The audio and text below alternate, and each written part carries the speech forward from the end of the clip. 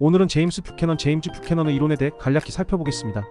19세기 영국의 고전파 경제학자들은 무분별한 정부 지출의 증가에 제동을 걸기 위해 균형 예산 준칙 피스컬 룰이 필요하다고 인식했습니다. 대민주주의에서 정치인들은 적자 재정을 감수하고라도 유권자의 환심을 사기 위해 정부 지출을 늘릴 수밖에 없는 바, 이러한 포퓰리즘으로부터 파국적 결과를 방지하기 위해서는 국가 채무, 재정 적자 등 국가 재정 건전성 지표가 일정 수준을 넘지 않도록 관리해야 한다는 거죠. 그러한 규범이 재정 준칙 또는 균형 예산 준칙입니다. 이러한 고전파 시각을 대체한 것이 저 유명한 케인스입니다. 케인스는 경제란 본질적으로 불안정하기 때문에 불안과 인플레이션이 반복될 수밖에 없고 정부의 재정 지출이 이에 대항할 수 있는 가장 효과적인 수단이라고 봤습니다. 즉 경제 불황에서는 정부 지출을 늘려 시장에 돈을 풀어서 경제를 활성화시켜야 하고 그 과정에 발생하는 재정 적자는 감수하여야 합니다. 반면에 인플레이션이 우려되는 상황에서는 금리 상승 등의 통화 정책을 통해 시장에 뿌려진 통화를 회수함으로써 재정 흑자를 도모해야 하는 거죠.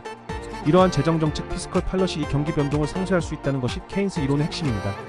그러나 제임스 뷰캐넌은 케인스 이론이 근본적으로 잘못된 전제에서 시작하고 있다고 봤습니다.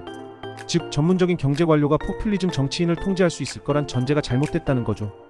요컨대 케인스는 정치적 압력과 정치적 경력에 관심이 없는 현명한 정치인들이 정치 중립적인 전문 경제 관료의 의견을 존중하여 경제 정책을 결정할 것이라는 점을 암묵적으로 가정하고 있는데, 이것은 대민주주의에서 정치인, 관료, 유권자들이 상호작용하는 방법을 비현실적으로 가정한 것이란 겁니다.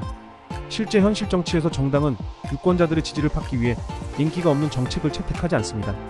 즉 금리를 올리거나 세금이나 부담금을 인상시키거나 지출을 삭감하여 재정흑자를 도모하는 정책은 정치적으로 인기가 없고 시장에 돈을 풀거나 세금을 감면해주는 포퓰리즘을 통해 당면한 선거를 이기는 것이 정치인들의 이해에 부합한 거죠.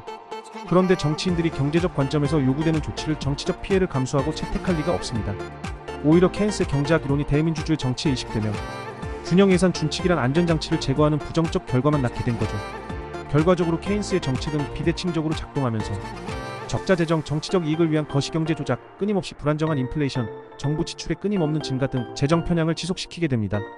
제임스 뷰캐넌은 그렇기 때문에 강력한 재정 준칙을 도입하여 정부 재정이 포퓰리즘에 좌우되지 않도록 해야 한다고 봤습니다.